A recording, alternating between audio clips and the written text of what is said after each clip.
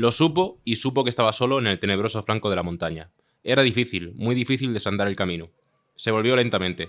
Lentamente adelantó un pie para escalar la montaña, un pie y luego otro. Avanzó paso a paso, cada paso un esfuerzo, y cada paso más penoso que el anterior. Las estrellas estaban quietas, ni un solo hálito de brisa soplaba en la ladera yerma y escarpada. En todo el vasto reino de las sombras solo él se movía, trepando lentamente. Llegó a la cima de la montaña y vio allí el bajo muro de las piedras, pero del otro lado del muro, enfrentándolo, había una sombra. La sombra no tenía forma, ni de hombre ni de bestia. Apenas visible le murmuraba algo, pero sin palabras, y rectaba hacia él. Y estaban frente a frente, ella del lado de los vivos y él del lado de los muertos. Tenía que bajar de la montaña hacia las comarcas desiertas y las ciudades oscuras de los muertos, o cruzar al otro lado del muro, de vuelta a la vida, donde lo esperaba aquella cosa maléfica e informe. Alzó entonces la vara que llevaba en la mano, y la fuerza volvió a él. Mas cuando se disponía a saltar bajo el bajo muro de piedra, justo enfrente de la sombra, la vara se encendió de repente y una luz blanca enceguecedora apartó las tinieblas. Get saltó, se sintió caer y no vio nada más.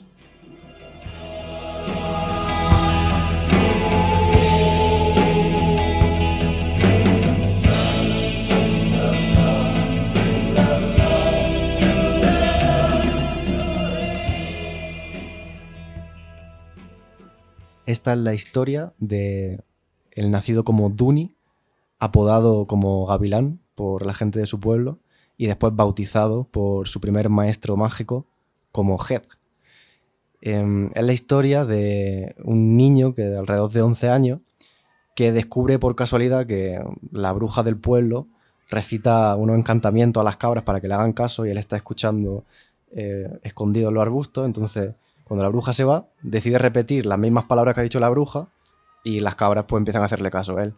¿Qué es lo que ocurre? Pues que esta serendipia, esta casualidad, este descubrimiento accidental, pues es malinterpretado por todo el pueblo, incluido la bruja, como un despertar mágico de unos poderes profetizados en un niño que no tenía por qué saber esas palabras mágicas.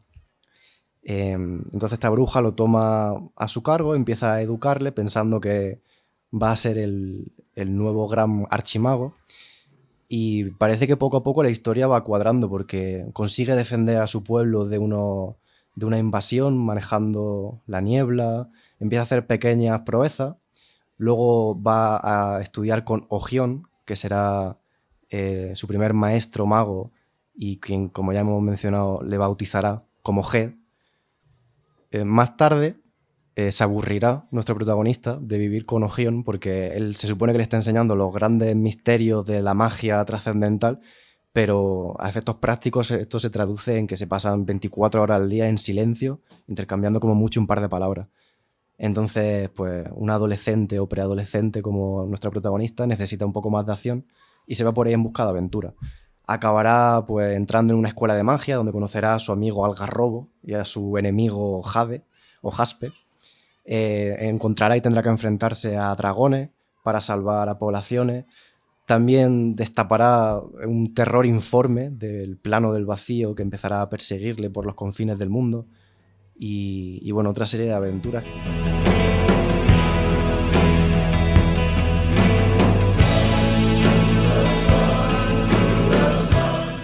Bueno, vamos a empezar hablando un poco de contexto.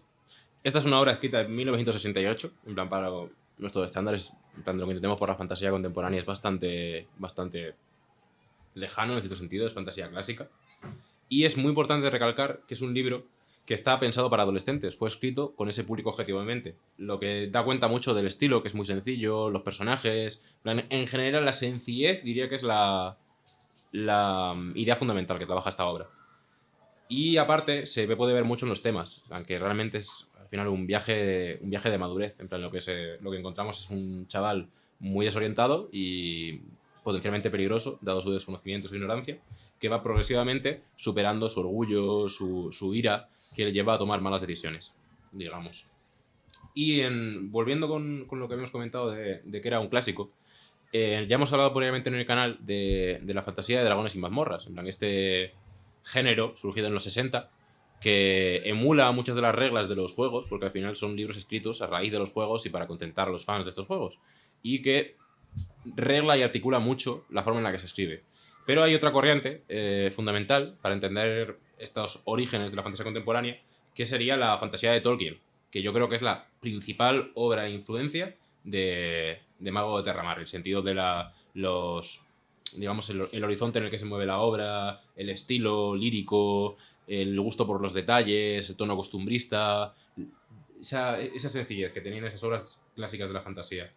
Y que ha sido una obra que yo creo que ha tenido bastante repercusión a futuro. En plan, lo podemos ver simplemente con la obra que trabajamos la semana anterior, El nombre del viento, que podíamos ver una afiliación entre Harry Potter y El nombre del viento, en el sentido de esta gente que va a una escuela de hechicería y tiene un rival y se tiene que enfrentar a determinados peligros.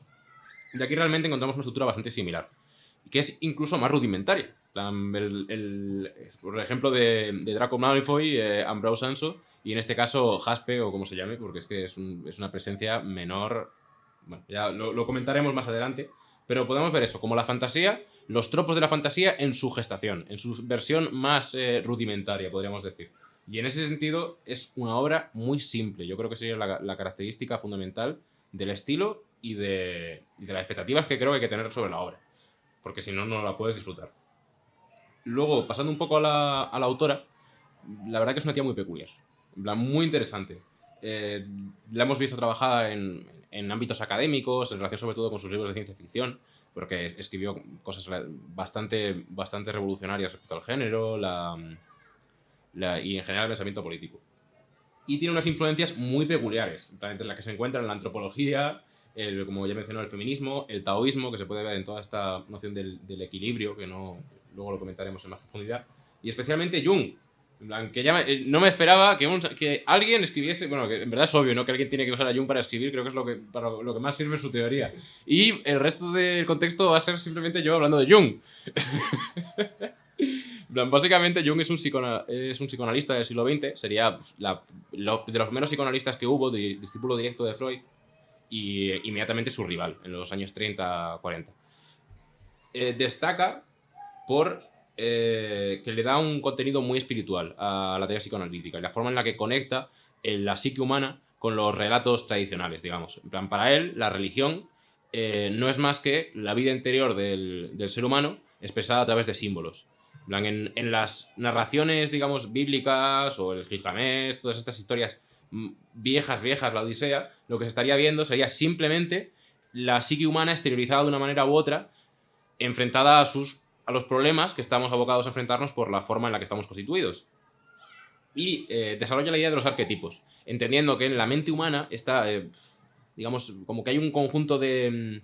Es que en plan, es difuso aquí, no sabría decirlo muy bien, pero de figuras que se introyectan en la mente, bueno, no sabría decir si se introyectan o si es como que nuestra mente está constituida en base a esos arquetipos.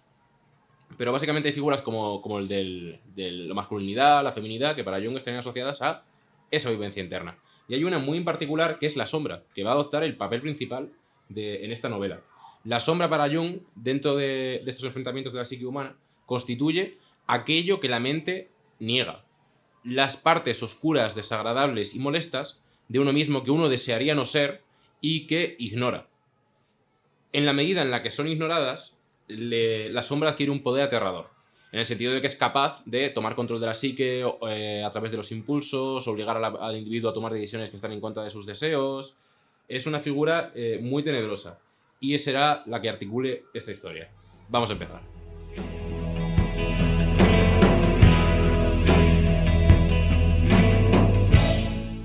Buenos días, aquí estamos en el cuarto capítulo de La Virtud y la Fantasía, esta vez dedicado a Un mago de Terramar, de Úrsula K. Le Guin.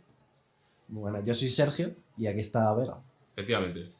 ¿Qué tienes que decirnos sobre tu tesis? Bueno, exacto. Vamos a empezar con las tesis que hemos sacado cada uno de la obra, a ver si la compartimos, que por lo que hemos hablado un poquillo parece que sí. Y básicamente yo creo que esta historia se puede resumir, entender, como una mezcla entre la teoría de Jung y el viaje típico del héroe. Es decir, como ya has mencionado tú en la sinopsis, por eso digo, en mi contexto, perdona, coger un poco la teoría psicoanalítica o quizás los elementos más llamativos de la teoría psicoanalítica de Jung e intrincarlos con el viaje típico de un héroe. Y entonces la sombra en este caso pues sería uno de los personajes fundamentales de la historia. ¿Tú qué piensas? Yo es que estoy un poco en la misma línea, la que es una historia de maduración, que hay un término, una Bildungsroman, que se llaman novelas de aprendizaje, que se popularizan en el siglo XVIII, que básicamente son novelas que se centran en la historia de una persona desde que nace hasta que, bueno, en este caso hasta que muere, ¿no? pero suele serlo, y en el que básicamente expresan sus aprendizajes mentales, el ámbito en el que vive, sus problemas, y ahí está la sombra, que sería como esta parte maligna de él que no termina de aceptar y con la que está constantemente luchando. Totalmente. Y que lo que has dicho del viaje del héroe es que en plan, creo que Campbell, el que escribió la teoría del viaje del héroe, y Jung, creo que estaban relacionados, en plan, y que van un poco en esta línea como de que todas las religiones tienen un contenido similar y que hay un fondo que es básicamente la constitución por lo menos, de cómo nos entendemos los humanos. Sí, no tenía ni idea, pero ahora que lo dices, es verdad que la noción en sí del viaje del héroe es un poco lo mismo que han mencionado de Jung. Es una especie de estructura mitológica que va funcionando para cualquier tipo de narrativa. Sí. Entonces eso es un poco el arquetipo de Jung y también es el viaje del héroe. Sí, básicamente. Como que, en plan, creo que ambos parten de esta idea de que las sociedades tradicionales tienen este tipo de viajes porque son como paradigmáticos de como en plan, es que claro, son autores distintos, ¿no? Pero tiene que haber personas que sean excepcionales y que salgan de la normalidad para llegar a un contenido sobrenatural y que de alguna manera eso retribuya a la población y todo vaya bien. Esa es la figura del héroe, y la figura del villano sería el que llega a lo sobrenatural para destruir la comunidad. Yeah. Y esto es. Sí, por esto también leyendo, y ahora pasamos ya enseguida al estilo, a mencionar un poco más detalle específico, pero leyendo reviews de la gente sobre esta historia de un mago de Terramar, muchas personas decían que le daba la sensación de que eran, ¿cómo se dice?, unas parábolas. Que sí. Tenía siempre una, ¿cómo se dice?, una enseñanza escondida. Sí, tiene un contenido moral muy claro. Claro, y es un poco por esto que estás mencionando tú, creo, porque tiene el viaje del héroe, pero claro, al estar mezclado con la psique humana y la profundidad de la psique humana, a medida que el héroe va avanzando, no solamente gana en fama, en reconocimiento, en riqueza, sino que también se va descubriendo a sí mismo y va mejorando como persona. Efectivamente. Entonces ahí está como el componente más de aprendizaje. Sí, por supuesto. Es que yo lo veo eso, como que el problema es que es orgulloso y arrogante y eso le hace soltar a la sombra. En plan, literalmente es a través de su orgullo el que crea la sombra y su único problema es no reconocer lo que son sus vicios. En plan, que él mismo es el único que le da fuerza a sus problemas. Totalmente.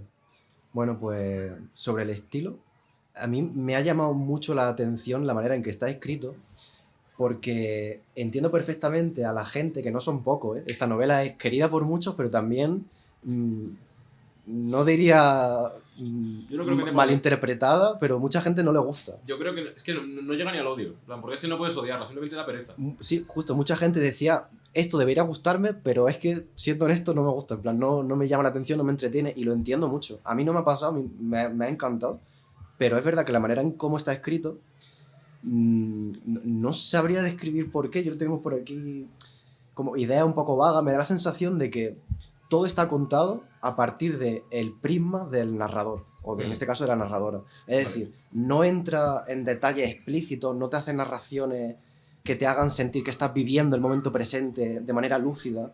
Es como que te va contando la historia un poco por encima de sí, pasó esto, no sé qué, y luego te cuenta otra cosa que pasó en otro momento. No hay una linealidad muy, muy clara, no sé. Como que me da la sensación que la voz del narrador ocupa todo el primer plano de la historia, ¿sabes? Y deja muy poca voz a que los personajes hablen en diálogo, por ejemplo. Sí. O que la historia se vaya contando a sí misma. Está siempre el narrador contándote la historia, como un cuentacuentos, ¿sabes? Sí, es que es eso, porque yo creo que influye mucho el estilo de los cuentos. Como que y al final tú miras El Señor de los Anillos y no deja de ser un cuento muy grande, muy monumental y como quieras llamarlo, pero un cuento con unos villanos claros, con unos héroes claros, que es una lucha por el bien, por la justicia, por el equilibrio. Y creo que hay hay mucho de ese estilo introyectado en esta obra. En plan, el estilo es muy lírico, es muy pausado, no le importa, en plan, que si no te gusta ver cómo están hablando de que tienen que echarle viento, de usar vientos mágicos para mover la barca, pues te jodes, en plan, porque la barca no va a llegar rápido a puerto porque tú tengas prisa. En plan, eso es como, va a un tiempo distinto, quizás, porque no se mete ninguna prisa. La obra va a un ritmo pausadísimo, súper tranquilo. Pero yo vi, en plan, lo de las cabras y dije, yo estoy con esta gente. Yo no sé qué ha sido, pero me ha encandilado. ¿A qué te refieres con lo de las cabras? Lo que has comentado de que sus primeros hechizos son encantar cabras. Sí. En plan, que es tan costumbrista, tan tontorrón, pero tan... Sí. Eso, como el niño que puede encantar cabras. Y hay algo ahí que me ha enamorado. Y la novela, de hecho, igual ocupa un año de la vida del niño. Más, pero menos de 5. Pero se convierte en archimago en medio de... Sí, pero se convierte con 19. Con 19 años era mago, ya tocho. Pero no creo que no se dice, ¿no? ¿Cuánto tiempo pasa? No lo sé. Yo recuerdo que cuando él ya estaba full grown up, ya full chap, yo es que no me estaba creo que pase con de 19. adolescente a eso. En plan, no tiene que haber pasado más. Porque en un año Sí, no, sí, la verdad que sí. No me lo creo. Pero bueno, da la sensación de que si te dicen que esto ha pasado en un año, dices, bueno, pues sí, pues, ¿qué año más ajetreado, ¿sabes?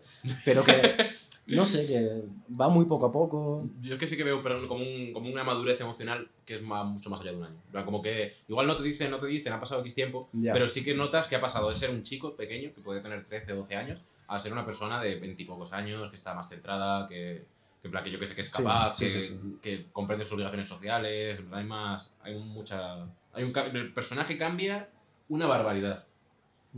Porque es cierto que lo que has comentado del narrador, el primer plano, el que parece que no pasa nada, pero porque yo creo que esta novela maneja muy bien el subtexto.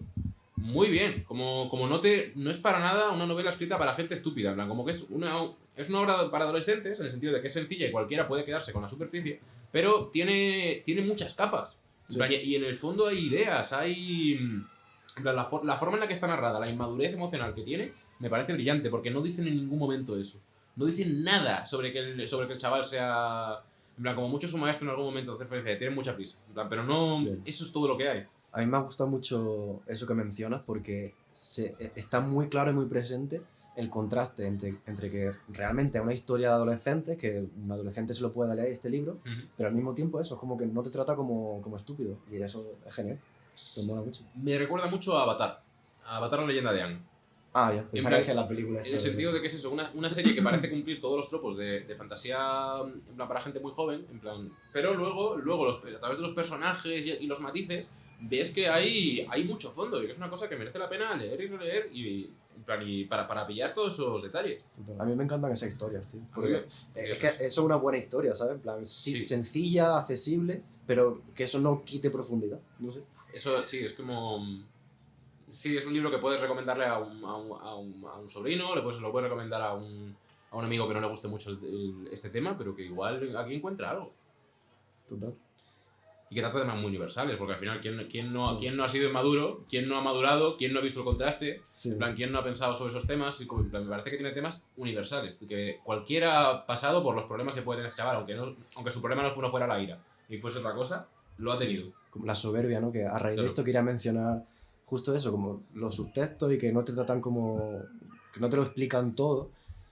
Tú, conforme vas leyendo la historia, sobre todo la primera mitad, te das cuenta de que efectivamente G, el protagonista, es muy soberbio, siempre tiene necesidad de quedar por encima de Jasper, de su enemigo, que tampoco es que le haga ninguna cosa demasiado grave, simplemente tiene ahí un pique y el protagonista tiene la necesidad imperiosa de quedar siempre por encima. Desde la historia, desde el punto de vista de Jasper, perfectamente podría haber sido un chaval con 2 tonitos por encima, un poco cargante y que luego se autoinflige una herida prácticamente mortal y siembra un horror en el mundo. En plan, quiero decir, realmente Goethe, si no hubiese solucionado el tema de la sombra, habría sido el villano de la historia real. Sí. Ese es el punto del que quería llegar, que durante toda la historia tú estás viendo en sus textos que efectivamente el protagonista es un poco lileta, un poquillo tontillo, o sea, con cariño y tal, y luego llega hacia el final cuando vuelve a encontrarse con Algarrobo, que ya son los 2 magos, se han graduado y tal, y Algarrobo le dice, bueno, Esquirriol creo que era su nombre tal, su nombre oficial, TM, se lo encuentra y le dice, ya, es que tú siempre, así súper casual, dice, es que tú siempre estabas quejado de soberbia. Como se lo menciona, pero en plan colegueo, y se lo menciona en el momento en el que sabe que puede mencionárselo. Pero ellos, todos esos años habían sido amigos, y Esquirriol nunca le había dicho cuál era el defecto a su amigo, porque no podía y tampoco tenía sentido, ¿sabes? Eso es el best friend. Total, y se lo mencionan ahí, y es como, Esquirriol todo este tiempo lo estaba notando, porque todo el mundo lo estaba notando, porque era algo manifiesto. Pero no se había dicho como tal la historia, ¿sabes? Eso me ha gustado mucho. Claro, es que en el fondo la historia es muy gris. Es que como que todo parece entender que es una historia como muy tradicional, pero luego es en plan, como que la misma historia, si no utilizase el lenguaje que utiliza, lírico, cuentil, y fuese más realista o más crudo, que podría ser un antihéroe. Sí. En plan, por eso me parece que hila muy fino. En plan... como por la simpleza de la historia, esconde capas que tú puedes percibir o no percibir. totalmente. Y es delicioso, en plan, verte en ese punto. Sí, pues eso, es un estilo muy curioso. A mí me gustaría en el futuro leer algo más de esta mujer. Y también echarle un ojo a lo que dices del Tolkien, porque no me he leído nada suyo, pero me llama la atención a ver si se parece realmente la narrativa. Porque a Elric de Melniboné, por ejemplo, también me ha recordado. En el sentido, o sea, Elric de Melniboné, a mi juicio, está peor escrito, el narrador, pero también tiene este estilo como que iba pasando de una escena a otra, como, no sé, un narrador en primer plano, ¿sabes? Yo es que creo que es un poco la época. En plan, como que hay una simpleza de narración muy, muy clara. Como no. En plan, como que son novelas eso que se pensaban para niños, que no. Como que se hacían como con ruedines. En plan, y bueno, y esta tía cogió los ruedines y lo convirtió en un cacharro volador. Eso Sí, es fue un bonito. trompo. Sí, sí, sí. En plan, no sé, tampoco te recomiendo leer a Tolkien, ¿eh? Menuda pereza. En plan, hay que tener ganas y. Eso me han dicho. Bueno, y sobre los personajes, pues. Por ejemplo, Head y su sombra, ¿no? Diría que son los dos protagonistas. Sí. Que para mí son los Son la los misma mismos. persona. Son la misma persona. Eso es lo delicioso. Que durante toda la historia, desde que nace la sombra, es invocada y empieza por ella a correr despavorido por el campo, parece que es una criatura terrible y tal, y poco a poco te vas dando cuenta de que es el propio Head, y de hecho, Head vence a la sombra en el momento en que la llama por su verdadero nombre, y de esa manera gana control sobre ella, y su verdadero nombre es Head. Lo voy a hacer. Esto ya lo hizo Naruto. No me he visto Naruto. Pues pasa literalmente esto. Sí. Pero sí, es que no tengo nada que decir sobre eso. Todo correcto. Sobre todo eso, en plan que me gusta mucho la forma en la que está adaptada la soberbia del personaje. Sí. Que es muy, muy, muy inteligente la forma en la que lo ha hecho. Total.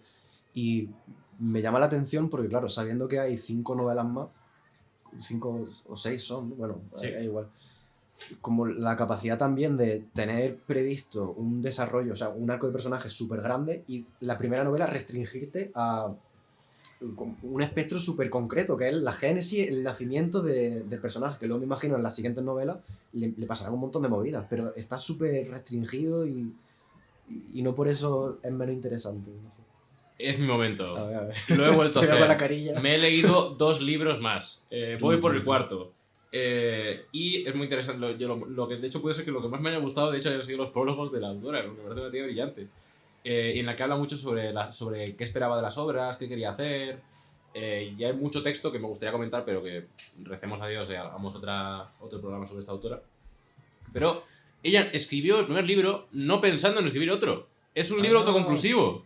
Y me maravilla porque el segundo también es un libro autoconclusivo. No son libros que ella pensase como una trilogía. De hecho, ella critica mucho esa obsesión, y yo creo que también, porque al final es un poco las reglas de los 90-2000, que del mismo modo que las reglas del Dungeons and Dragons, probablemente deberíamos saltárnoslas, en plan, por buscar otros horizontes artísticos y tal. Y ella ya estaba ahí en los 70 diciendo que eso era una. El autor lo ha traducido como trilogipis. En plan, no es como muy elegante, pero esa obsesión porque al final te obliga a escribir de una cierta manera.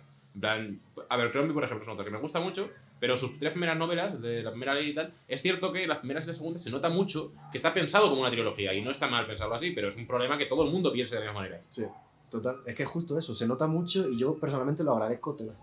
Sí. Mola mucho que parezca una novela en sí y que se sostenga por su propio peso y punto, y que no tengas que esperar, no te deje con un cliffhanger de ¿y ahora qué pasa la tal? Tiene su gracia, pero esto también tiene su gracia. Y lo hace en todos los casos, y además como me gusta mucho como luego en los siguientes libros, tampoco quiero dar, porque no van de esos, que cómo recoge muy bien a los personajes. Porque en los siguientes libros, que en plan, tú te imaginas que pues ya tenía 20 y tantos años, pues en el segundo tenga 30. No, un puto yayo. ¿Sí? Es un puto yayo. Hostia. En plan, no yayo de incapaz, en plan, está mayor, en plan, ya está... Caneando. Sí, está caneando, tiene unas cuantas canas. Y es una figura que contrasta muchísimo porque destaca por ser un tío sabio, templado, paciente, tranquilo, en plan, que se nota en el rollo del Tao, en plan, porque yo no conozco de temas del Tao, pero como que la idea fundamental sería el equilibrio entre los opuestos y la forma en la que hay que evitar que una acción nuestra rompa este orden natural, que ya está muy presente sobre todo en la magia, pero en general en todo el libro y en la forma de tratar las emociones y tal. Pero es eso, es un tío que está templado, está muy tranquilo, y de hecho aparecen otros jovencitos confusos porque no deja de ser novelas de adolescentes y el protagonista suelen ser personajes jóvenes de entre 12 y 18 años, y él actúa como guía. En plan, pasa de ser el protagonista de la primera historia a ser el maestro en la segunda y en la tercera. Y es muy chulo, porque ves otras facetas del mismo personaje y, joder, es muy optimista y muy iluminador ver que una persona que claramente era un cabeza loca tenga esa otra dimensión. Y eso se ve en el segundo y tercer libro. Qué guay. Y es muy chulo. ¿Y qué es eso? Que tú puedes leer el primer libro y te quedas ahí y te quedas con una buena experiencia. No hace falta leer los otros, pero solamente suman. Y eso me parece hermoso. Total. Y bueno, siguiendo con los personajes, no sé. Cuando está Algarrobo y Jasper, ya lo hemos mencionado por encima, pero no llegan tampoco a ser muy profundos. A ver, a mí Algarrobo me cae bien, sobre todo por el nombre. Aquí se Algarrobo llama está Algarrobo. A ver, yo de hecho me había pasado totalmente desapercibido, pero la observación que has hecho antes me ha gustado. En plan, lo de que le dice siempre has pecado de soberbia. Ahí de repente ha pasado de ser un personaje que me la pelaba 33 y me hacía gracia su nombre a decir, coño, mira, cumple su función. Sí. Interesante, no me acordaba. Y eso es como Algarrobo, un muchacho muy simple, bueno, más que simple, muy llano, ¿no? Y eso el protagonista cuando llega a la escuela de magia y todo jovencillo, pues agradece que no todo el mundo... Es que realmente son prejuicios de protagonista, ¿no? Sí, Porque es un gilipollas. ve a la gente y dice, es que estos son todos unos engreídos, tal, pero realmente tampoco No, ha pasado nada. Es él es un petardo. Y Algarrobo, como, yo qué sé, le ve ahí como más simplón, dice, pues tú sí me caes bien, pero es puro prejuicio suyo, no sé. Y está Jaspe también, que sería como mencionado tú, Draco Malfoy. Es que es eso, pero que no es malo, que es un chaval Para normal. nada. En plan, de hecho, es como el Draco Malfoy de Zendado, porque ni siquiera es malo. Sí. En plan, no tiene maldad ni mezquindad, simplemente en plan, pues le cae mal al protagonista. No sé si ha sido deliberado, pero si es deliberado me parece muy brillante hacerlo así. Sí, mola mucho. Y luego, no sé, en la escuela están distintos maestros. Sí. A mí, por ejemplo, así que me acuerde, está el Carl Motherfucker este, ¿Cómo? que tiene un nombre hiper raro. ¿Cómo calma para acá? A ver, esto es, ¿Y no te según yo recuerda recuerdo. Al nombre del viento, Sí. Ahora vamos a ver. Ese ahí. Yo tengo, o sea, era algo así como Carmen Durmerrec, o algo así. No me acuerdo el nombre de ninguno, tío. Él era un maestro que era precisamente el que daba la asignatura de los nombres, de la nominación, como el nombre del viento, el Elodin, ¿no? Sí, Se llamaba. Sí. Pues algo así. Y vivía en una torre en mitad de un bosque y estaba todo el rato como... Pero ese es el maestro invocador o algo así, ¿no? Sus alumnos, estudiantes, tenían que estar en silencio todo el rato copiando nombres. Ah. Porque él le ponía el nombre, descubría el nombre de cada detalle de la realidad. Entonces, un mar pequeño dentro de... O sea, una zona acotada de mar, pues cada gota de agua de ese mar tiene un nombre distinto. Y sus estudiantes estaban ahí pues, aprendiendo esos nombres. Y ese, por ejemplo, hay un personaje que me ha llamado mucho la atención, que por cierto, el nombre este de Carmen Dulmerrec, algo así, es casi palíndromo. Esto me ha recordado a Sanderson. Y sí, como tú dices, lo del nombre del viento, ¿no? Está aquí. Sí, yo es que, bueno, no sé, ya has pasado de los personajes a otra cosa, igual lo comentamos un poco más tarde. Vale. En plan, eso, a mí la verdad que yo qué sé, el archimago, porque sí que tiene un rol en la historia, que es lo de curar la sombra y tal, y se ve como esta figura de que que yo creo que ahí se ve también mucho de las ideas políticas de esta mujer. En plan, como el líder, en plan, eso en el tercer libro también pasa, el líder es aquel que se hace cargo del sufrimiento de los que le sirven. Y un archimago se sacrifica por un estudiante de mierda, y que además es un gilipollas, como sabe todo el mundo en esa universidad. Es que me pone tierno, tío. En plan, como pienso como todo el rato pienso en lo simple que son los personajes y me dan pereza, pero luego veo pequeños detalles que digo, coño, si es que no les puedo pillar tirria. El momento de la muerte del archimago, después de salvar al protagonista de la sombra y tal, me gusta mucho porque era un viejillo ya y se queda agotado después de enfrentarse y conseguir pseudo exorcizar a la sombra, porque no consigue matarla del todo, pero tal. Y dicen que estaba mirando hacia la estrella por la noche y que hay un momento en el que los ojos se le van para arriba al archimago y describe el momento de su muerte algo así rollo. Dejó de mirar las estrellas del cielo para mirar esas estrellas del firmamento que nunca cambiaban y nadie era capaz de ver. ¿Por qué no me ha puesto esto al principio? Ya, sí, la verdad. Qué bonito, que y yo no recordaba como ningún párrafo bueno para ponerlo. Sí, y hacen mención a eso, como la estrella del firmamento que nadie ve. Son como ese cielo del otro mundo. No sé, muy bonito. Es que sí, como que la tía de vez en cuando te suelta una frase que es que son simplemente bonitas. Tonto. Como que es como contemplación del universo. Como hay un gozo contemplativo precioso. Sí. Y luego Ogión me parece clave. Ogión me encantaba como personaje. Oh, la hostia. Ogión es el verdadero Elodín, ¿sabes? De que menos loco. Pero este rollo de que te mira y sabe lo que eres, está ahí todo el rato callado, en silencio absoluto, porque esta filosofía del equilibrio, de que cualquier cambio que pueda introducir él probablemente sea peor, en plan tenga peores consecuencias que los beneficios que pueda traer. Por lo tanto, inactividad y contemplación. Es ese rollo, pero hecho carne. Que ni habla, no hace nada. Total. Me gusta mucho la escena de introducción de Ogión al principio, que llega, no sé si recuerdas, cuando Ged utiliza por primera vez sus poderes para salvar a su pueblo de una invasión de bárbaros. Sí, la niebla y todo esto. Exacto, y se queda catatónico después de utilizar tantos poderes. Y Ogión viene porque se ha dado cuenta de la perturbación de los chakras. Se ha dado cuenta de que alguien ha empezado a utilizar energía ahí. El Tao está distorsionado. El Tao me necesita. Ha visto la señal en el cielo del Tao. Bueno, y va al poblado y describen, porque el pueblo donde vivía estaba en mitad de la montaña, donde vivía Ged y tal, estaba en mitad de la montaña y tenía un solo camino que estaba cuesta arriba. Y llegaba desde un río hasta el pueblo. Y dicen que Ogión era la primera persona que los habitantes del pueblo habían visto que no venía cuesta arriba, siguiendo el camino del río, sino que venía desde lo alto de la montaña, camino contrario, ¿sabes? Como venía él solo, claro, pues estaba viviendo ahí todo perdido en las cuevas de los montes. Sí, claramente es como lo improductivo. Es un ser que está más allá de las normas sociales, que va por libre, que no... En plan, que ni siquiera le vemos sentido a lo que está haciendo, porque parece que opera según motivos mucho más importantes. Y eso también lo que le lleva a Ged a desapegarse de él, ¿no? Porque le dice, tío, es que no me está enseñando nada, estamos aquí callados todo el rato, quiero un poco de vidilla y otro. En defensa de Ged, yo lo entiendo. En plan, quiero decir que, de hecho, es que es gracioso, porque en el tercer libro pasa algo parecido. En plan, ya siendo él el mayor y teniendo como una suerte de discípulo. Y el discípulo está muy frustrado porque piensa en todas las cosas que podría hacer para facilitarles el viaje. En plan de, joder, porque si eres mago, ¿por qué no utilizas la magia para hacerlo todo más sencillo? Y el tío es igual que Ogión. Es exactamente igual. Este rollo de, no, eso lo mejor no, porque pasa esto. No, eso tampoco. En plan, eso tampoco. Que llega un punto que dices tú, ¿para qué te has hecho mago? Para no hacer nada. Parece que los magos más buenos en este mundo son seres contemplativos. Que simplemente están mirando el nombre de las cosas y sus cosas. Y no se les ocurre poner en marcha nada. Cuanto mejores magos son, menos hechizos hacen. Están ahí como dos... Y eso, que el pobre chaval no me extraña que se vaya. En plan, no, sí, es que me parece, pero es que un chaval normal también lo haría, que quién tiene paciencia para aguantar a este señor. El propio Ogión le dice, ¿te quieres ir? Que yo no te estoy reteniendo. Y dice, sí, me voy. Y dice, bueno, pues hasta luego. Sí, en verdad, eso es gracioso, ¿no? Como, es bonito que no hagan un drama de claro. esto.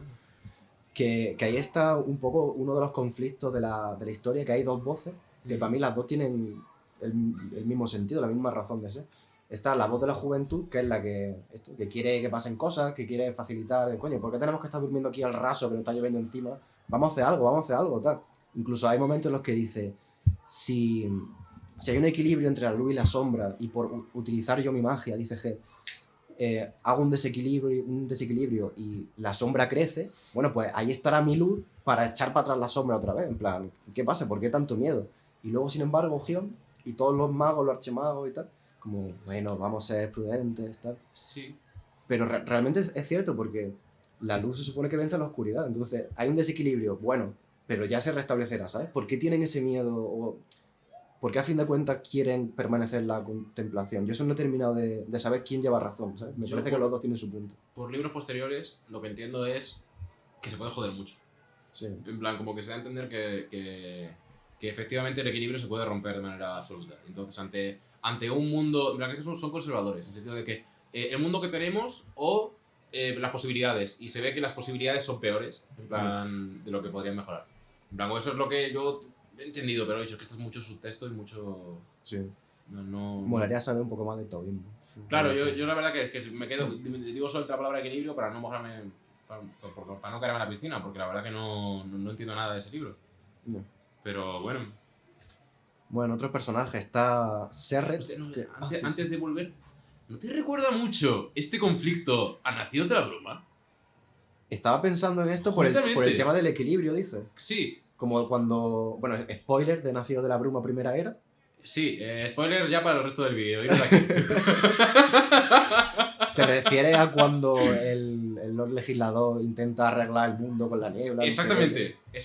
Sí. Justamente yo creo que es esa filosofía, como que es muy complicado ponerse me gusta mucho, es verdad, esta dualidad, ¿no? Entre conservadores y reaccionarios o progresistas, en plan, entre cambiar o no cambiar, en un sentido absoluto. Y este rollo de que tú realmente, en un sentido muy, muy escéptico, Tú no tienes ni puta idea de nada. En plan, la mayor parte de nuestra realidad nos está vedada. No la conocemos. ¿No será mejor ante la duda estar parado, no cometer errores, no aumentar la desgracia, no sea que actuando acabemos haciendo algo peor aún?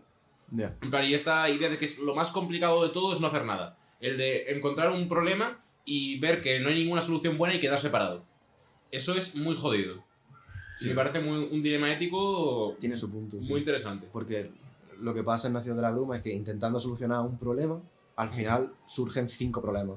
Y Sí. tienen que poner parches, y al poner un parche para cada problema aparecen otros 2 o 3 problemas adicionales que, bueno, son sobrellevables, no son tan terribles como el primero, pero ya de un problema de repente tiene 16 problemas. Un poco ese rollo. Resumen, una persona intenta mejorar el mundo cuando el mundo, pues bueno, no parecía que el mundo tuviese problemas relevantes ni que fuese una catástrofe ni nada por el estilo, y acaba transformando un mundo normal en un mundo horrible. Ya. Sí. Y esa es la trama de Nacidos de la Bruma. Total. Y aquí al finalizan los spoilers, pero no vamos a avisar a nadie. Que se lea la gente los libros, coño. Que se la hagan comer entera, coño. ¿A qué esperas? No sé, tío, pero si no te has leído ya Nacidos de la Bruma, en plan, no te lo vas a leer Sí, nunca. Hay que decir que no se puede hacer spoilers tampoco de Star Wars. No, claro que se pueden, pero se avisa, ¿no? Porque Bueno, le avisan a los tres. Hemos avisado, ¿no? Sí. Yo es que no creo mucho en esta noción del spoiler. En plan, No. Es que, joder, si tú de verdad tienes que. Para. Como abrir una. En plan, es como si fuera un regalo, ¿no? Cuando tú tienes un regalo, tú quieres saber lo que. Tú tienes como ese deseo ambivalente de quieres saber lo que es y quieres no saberlo porque quieres tener la sorpresa. Pero, tío, que es un libro. Que quiero decir, da igual lo que te digan. Sin contexto no hay spoilers. Y cuando tú leas el libro y entiendas por qué pasó eso que te dijeron que pasa, ahí vas a tener el momento en el que digas, ah, coño, por esto era esto. Y no vas a... Y, en plan, y si tú eres un buen lector, yo creo que no te va a afectar mucho lo del spoiler. Sí. Porque al final lo que importa es cómo se hacen las cosas, no el qué. Claro. Viaja entre tanto que destino. Efectivamente, viaja antes que destino. Y por eso yo con los spoilers me la suele pelar bastante. A no ser de que sea un bombardeo, no me importa. Ya. Sí, te entiendo. Bueno, yo qué sé, por cerrar con los personajes, eso, está Serret, que tengo ahí su nombre apuntado, porque si no, no me acordaría, que es ¿Quién es? la bruja que conoce al principio Ah, y que luego está casada con el viejo decrépito ese, que tiene una fortaleza congelada, que está con la piedra. ¿pero de qué libro estás hablando? Tío, de este. Que no sé si es que se me ha olvidado todo o algo, pero... A ver, en su viaje, cuando ya está súper atormentado, le está persiguiendo la sombra, de hecho, Sí. por un páramo. Esto que... A ver, recapitulo así brevemente. Entra en un barco y en ese barco conoce a un señor un poco raro, ¿qué tal? Que de repente parece como que su cara se convierte en oscuridad y le mira así de reojo y dice, mierda, la sombra está como comiéndole un poco y utilizando su cuerpo para vigilarme, tal. Y ese mismo señor, cuando llega a la Tierra, le dice, acompáñame, que te enseño el camino hacia la ciudad a la que quieres ir. Acabo de pensar, eso no es lo que pasa en el nombre del... Hay un ser mágico que hace eso en el nombre del viento también. En plan, ya estoy buscando algo más de coincidencia, ¿no? En plan, la... Ah, no. No, perdona, me he Vale. confundido. Bueno, pues eso, está el personaje que le dice, es que no recuerdo su nombre, pero le dice, sí, yo te enseño el camino, te guío, tal.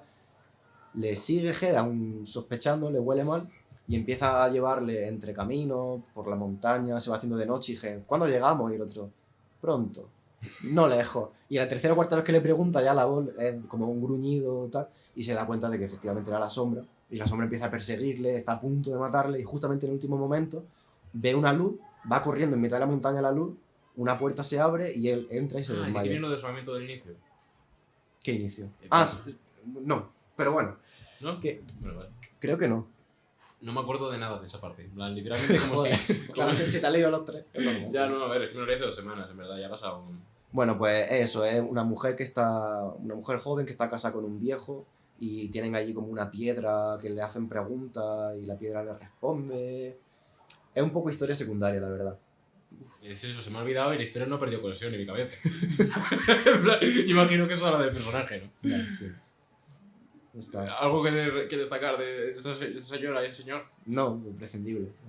Sí, O sea, está guay, imagino que a lo mejor en el futuro esa piedra vuelva a salir, no sé. Pero... Es que sí que es cierto que los personajes, en plan, como el principal está muy bien hecho. Pero, ojo, en plan, como son como conceptos. En plan, Sí. conceptos muy concretos y que no pretenden tener realismo ni ser recordados. Lo que sí que he notado es que justo en la parte del libro en la que está esta historia y otras tantas, que es como la segunda mitad, a mí se me hizo un poco lío todo. Como que te empieza a contar mucha historia empieza de repente, lo hemos hablado antes, como hacia el final de la historia, se convierte en una especie de cuento de viajes que está persiguiendo la sombra por el mar y va como de un puerto a otro Sí, y sí. conoce de repente a dos náufragos que están allí viviendo, que no hablan su idioma, y pasa 2 noches con ellos y luego se va y va y va. Pasan muchas cosas. He omitido todo esto, tío. Normal.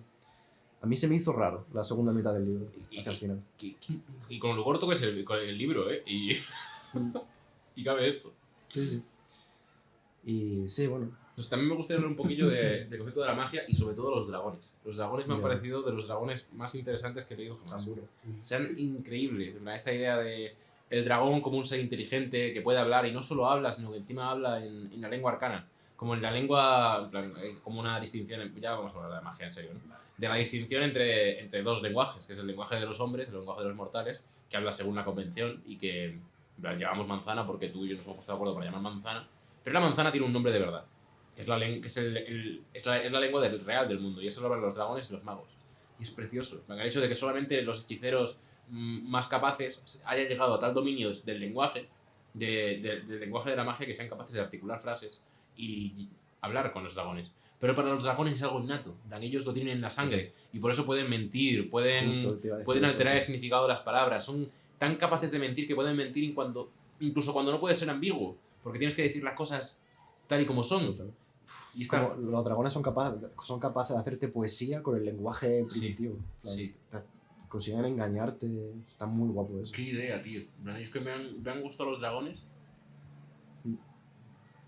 Y eso que tampoco tiene mucho más, porque al final es el típico dragón. Es como Smaug del Hobbit, en plan, te está ahí acumulando oro y lo que quiere es acumular oro por lo que sea y comer vírgenes. En plan, no tiene en plan, como es súper estereotipo, pero esta cuestión de la lengua les dota de una inteligencia y de una presencia que a mí me ha encandilado. A mí también me ha gustado mucho. Y cómo lo describe también me da la sensación de bestia, de bestialidad. Sí. Dice que era como gusanos, como orugas, las crías, claro, que eran más chiquitillos en comparación con la madre.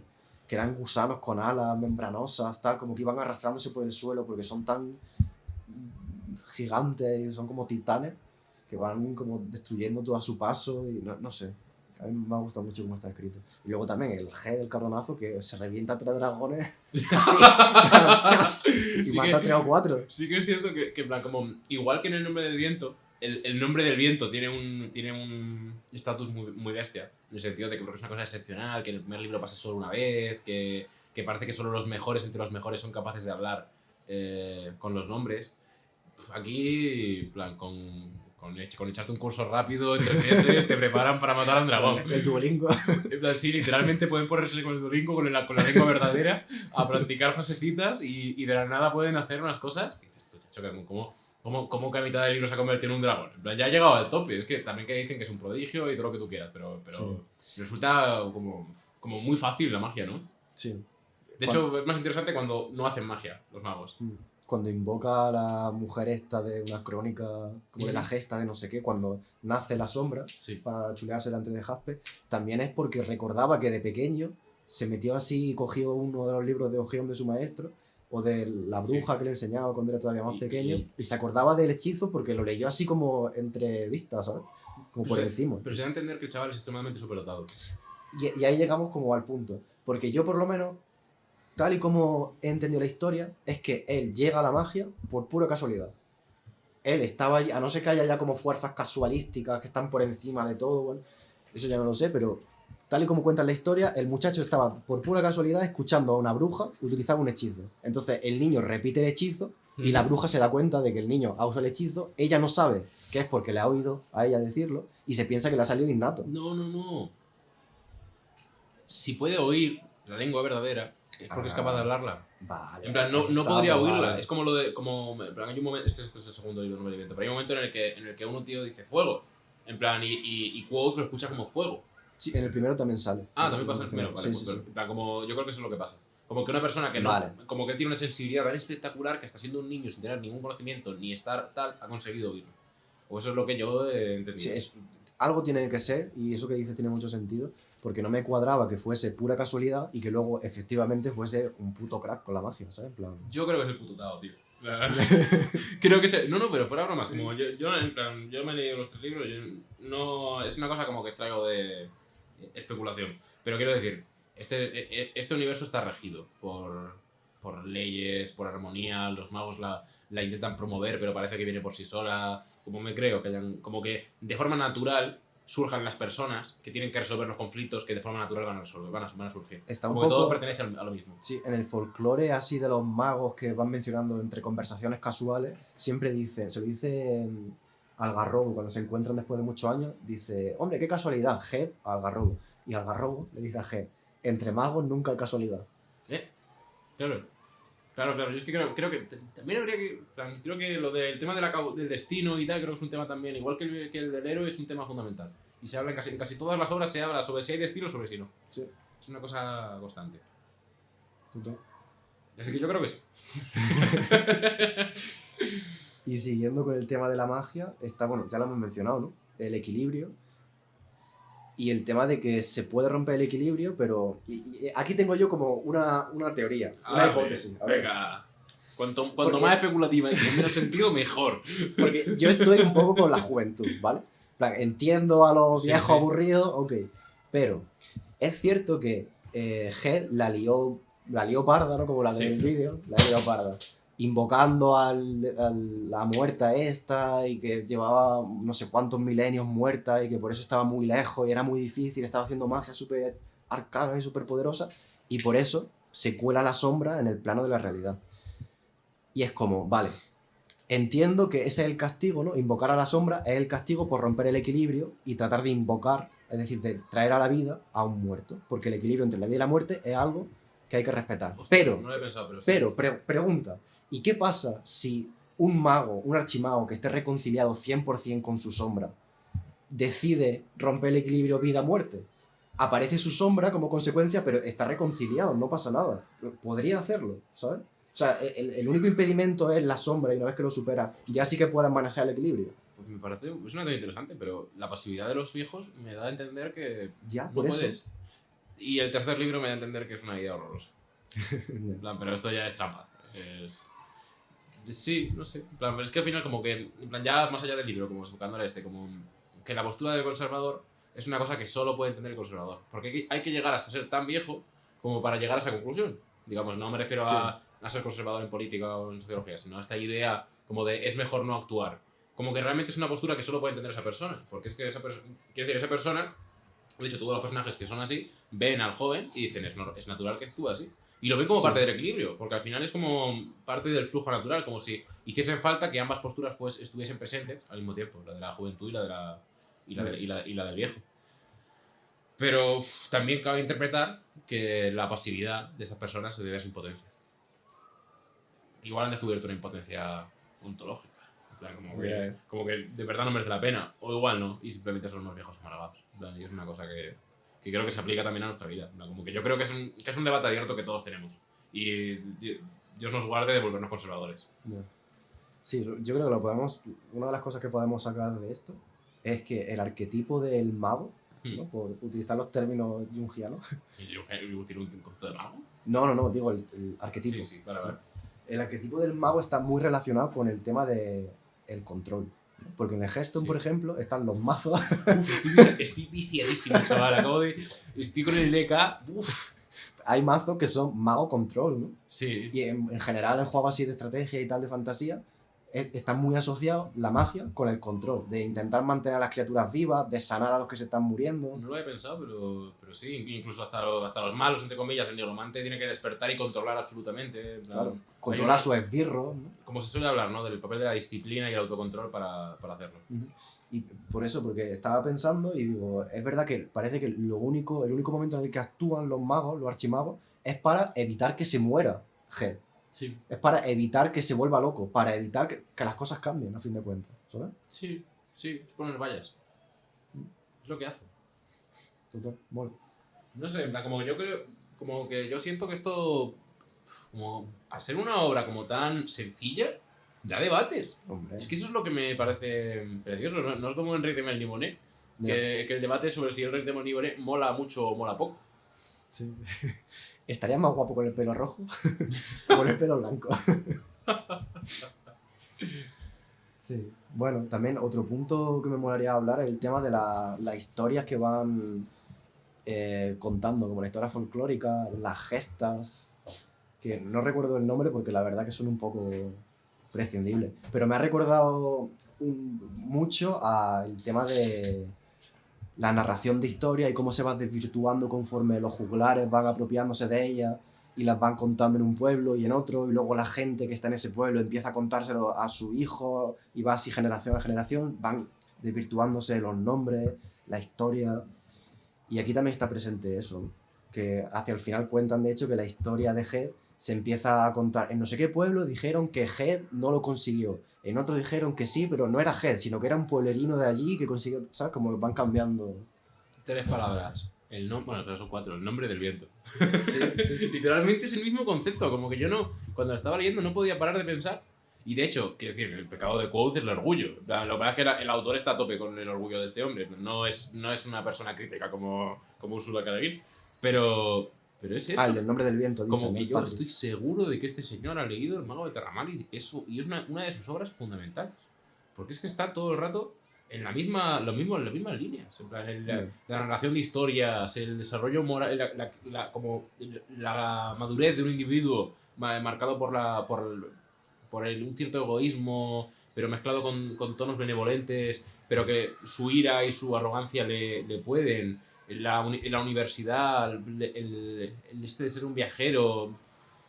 Son todos los conceptos que van pasando. Como, es que no, en plan, si Padre Rothfuss me dice que no se lo ha leído, no me lo creo. Yeah.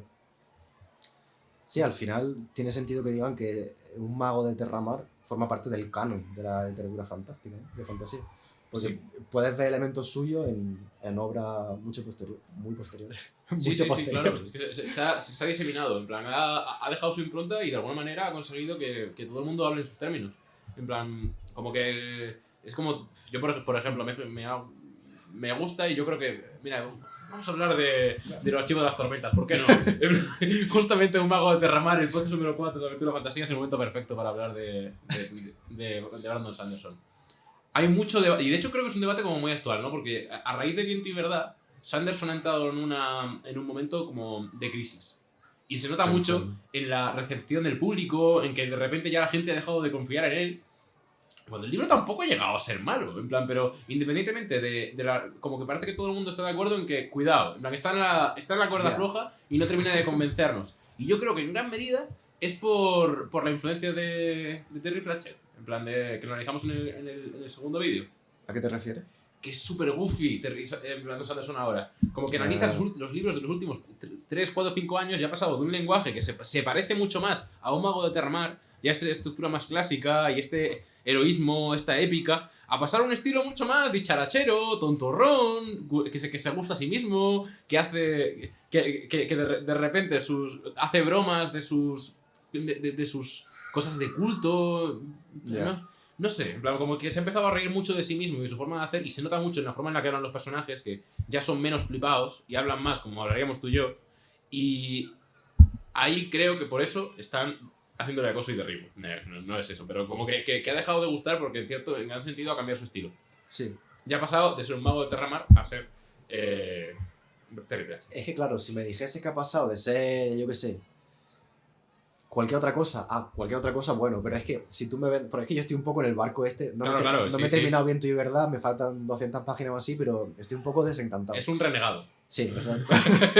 Claramente es como ser tribal. Soy el Moas de Brandon Sanderson. Pero, sí, me lo terminaré. Pero, porque me parece que virar, ¿no? Tu narrativa, hacer un cambio desde un tipo de historia tan seria y tan densa como El Camino de los Reyes, a luego una cosa más de hacer coña, ja. En el quinto libro, pues a mí no me convence, ¿sabes? Igual si hubiese sido al contrario, que empieza jaja y poco a poco te vas dando cuenta de más densidad y más tal, pues igual sí, pero yo es como que me ha parecido arrítmico, ¿sabes? Como que me ha parecido muy por la cara. Y en Terry Pratchett está el tema del humor, pero es que en el Archivo de las Tormentas, igual tampoco viene aquí al caso no ponernos a hablar del Archivo de las Tormentas. Que sí, coño, que esto es lo que quiere el público. Pero como que no termino de ver cómo, o sea, por qué tener ese tipo de estilo si no son libros humorísticos. O no lo eran, igual a partir de ahora sí lo son. Yo es que creo que ha pecado de ser un puto flipado. En el sentido de que de que escribe muchos libros, escribe demasiados libros, es un tío que quiere probar todo y quiere hacerlo todo. Y de repente, pues como entre cada libro y cada libro escribe cuatro, cambia de estilo y de este cada 2 por 3 y yo creo que se ha confundido. Como que ha mezclado algo que igual no era tanto de este libro, porque sí que es cierto que hacer un cambio de estilo en el 5.º libro es de... A ver, por un lado me parece como poco apropiado, pero por otro lado, si el tío ha cambiado de narrativa y quiere contar otro tipo de historias, ¿quién somos nosotros para decirle que no lo haga? Sí, sí. En plan, claro, pero te puedes bajar del barco. Y yo creo que está ahí un poco en ese dilema. Que yo creo también que si cuando leas el final del libro lo comentamos bien, igual podemos hacer hasta un vídeo y todo. En plan, Estaría muy guay. pero yo como que siento que el contenido de fondo sigue siendo el mismo, porque las ideas no han cambiado del Archivo de las Tormentas, ha cambiado en la superficie. Y la superficie es fundamental. Hombre, sí, pero yo me estoy dando cuenta a raíz del podcast que hay distintas voces narrativas en fantasía, ¿no? Y en Sanderson, pues, está pasando de una a otra, está haciendo sus cambios de estilo y tal. Pero bueno, eso, igual si yo nunca me hubiese ido a Terry Pratchett, pues leo a Sanderson y lo veo ahí como goofy as fuck y digo, esto qué puta mierda es. Pero ya conociendo a Terry Pratchett digo, bueno, pues realmente este tipo de narrativa, de manera de contar historias, también tiene su potencial, ¿sabes? Igual en el 6.º libro, pues se marca ahí una cosa que me flipa, ¿sabes? No sé. También me abre un poco la mente, ¿sabes?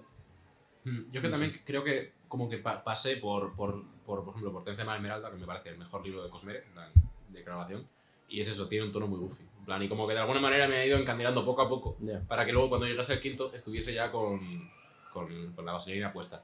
Pero yo que sé, Wayne en la segunda era de Nacidos de la Bruma, en plan, también es un personaje muy a este estilo. Y Sí, que total. para mí es el mejor personaje de su Tío, saga. pues de hecho en la segunda era yo dejé de leérmelo, en el segundo, la mitad del segundo. Tremendo mojón, Tremenda puta mierda, Qué puta pereza de libro. Ay. Bueno, en plan, hoy estoy polémico, Ya te veo. No, hombre, sí. Bueno, yo iba a decir al contrario, pero no, realmente hoy en día quizá lo polémico sea defender a Sanderson. Yo es que no estoy muy puesto. Pero dices que ha tenido una recepción así un poco problemática. Vi el 5.º libro. Bueno, vamos a seguir ya que estamos, ¿no? Pero Sí, vi una... minutillos y cortamos. Venga.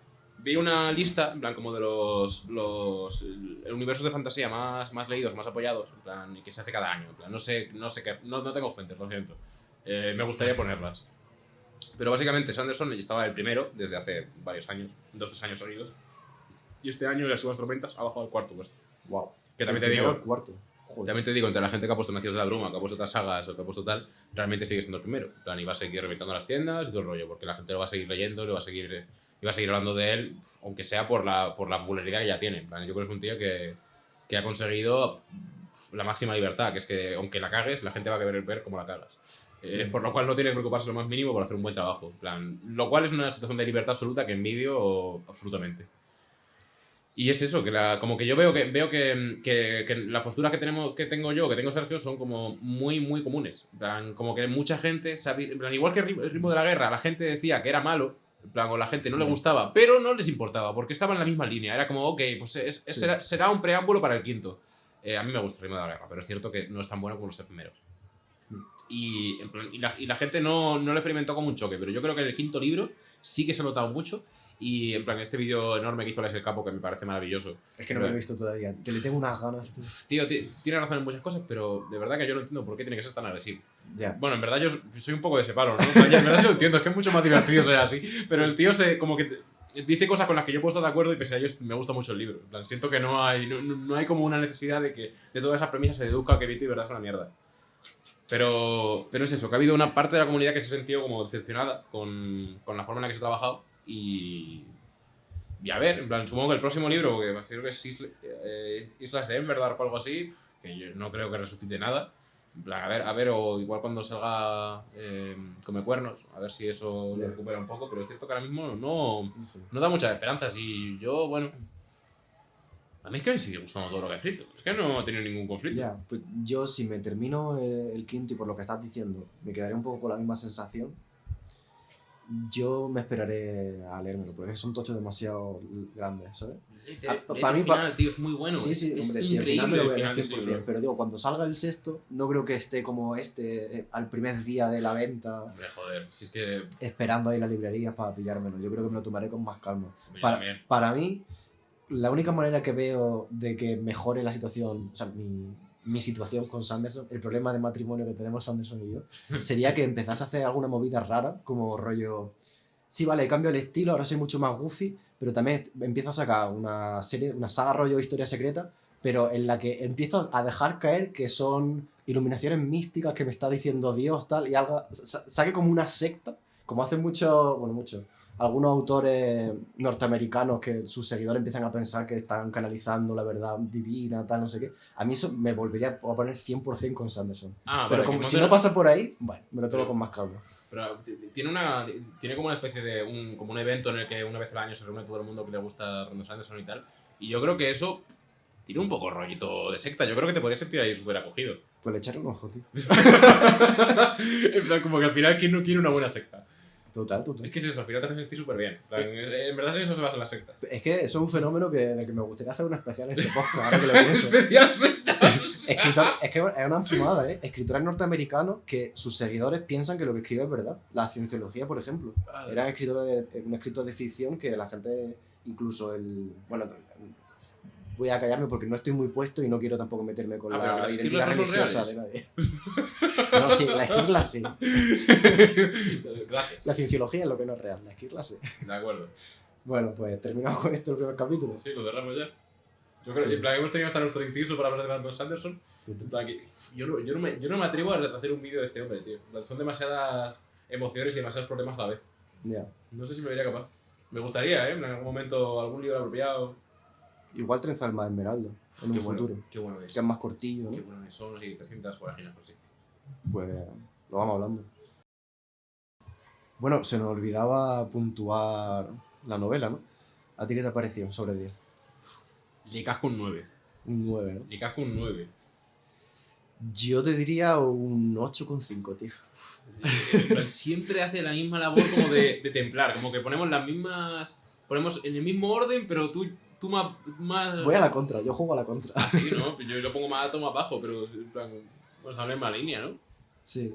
No sé, en plan, le podría poner sobresaliente, pero es verdad que me quedo un poco con la sensación de que podría haber sido un poco más trascendental, ¿sabes? Como es un libro que me guardo buen recuerdo, pero tampoco me ha cambiado la vida, ¿sabes? Joder, macho, tiene que cambiar la vida para ponerle un 9.